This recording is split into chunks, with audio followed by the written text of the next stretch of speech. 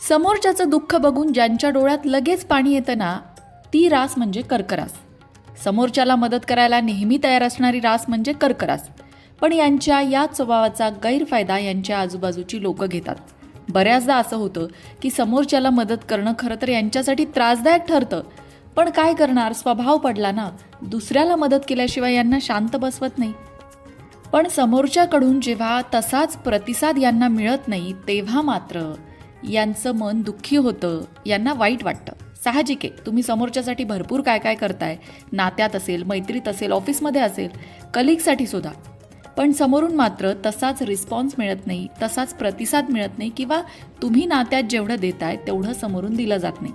मग तुमचं मन जरा खट्टू होतं. यावर उपाय म्हणजे जरा मर्यादा ठरवा. समोरच्याला किती मदत करायची किंवा समोरच्यामध्ये किती अडकायचं, या गोष्टीला मर्यादा ठरवणं अत्यंत आवश्यक आहे. नाहीतर तुमच्या स्वभावाचा गैरफायदा तुमच्या आजूबाजूची लोक घ्यायला तयारच असतात. हे झालं कर्क राशीच्या स्वभावाचं.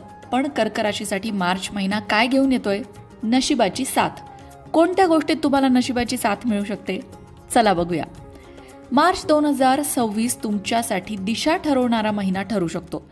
करिअरमध्ये असेल किंवा दीर्घकालीन गुंतवणूक तुम्हाला करायची असेल, तुमचं चांगलं नाव व्हावं यासाठी तुम्ही प्रयत्न करत असाल, तर या सगळ्या गोष्टींसाठी मार्च महिना तुमची दिशा ठरवणारा ठरू शकतो.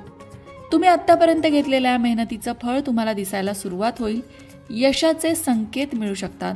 भावनिक चढ उतार होईल, त्यावर मात्र तुम्हाला नियंत्रण ठेवावं लागेल. तरच मोठी प्रगती तुम्ही साध्य करू शकाल. खास करून करिअर, नोकरी, व्यवसायाबद्दल बोलायचं झालं तर वरिष्ठांकडून जबाबदाऱ्या वाढू शकतात. प्रमोशन किंवा रोल अपग्रेड होऊ शकतो तुमचा. तुमचं प्रोफाईल जे आहे ते बदलू शकतं. तुमच्या प्रमोशनची, पदोन्नतीची चर्चा होऊ शकते.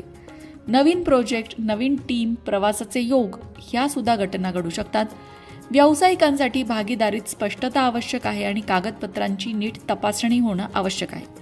सरकारी किंवा कायदेशीर कामं जी प्रलंबित असतील ती आता थोडी पुढे सरकतील.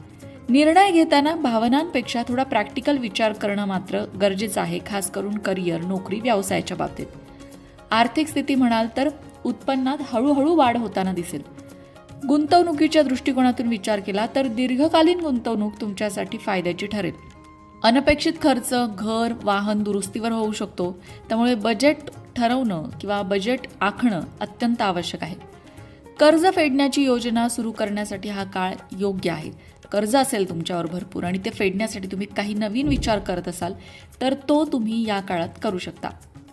प्रेमसंबंधांच्या बाबतीत, वैवाहिक नात्याच्या बाबतीत बोलायचं झालं तर नात्यात संवाद महत्त्वाचा.